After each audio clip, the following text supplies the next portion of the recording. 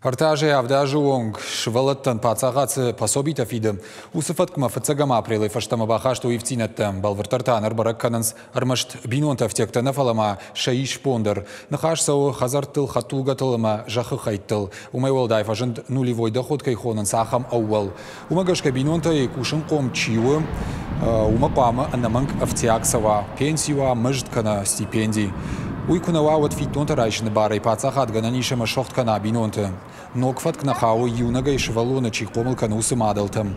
Бира шевалонжент курайшам вот юны яраган ябону амама куша. Фалаваттар пацахатон фитонта бинонта ишсыштым.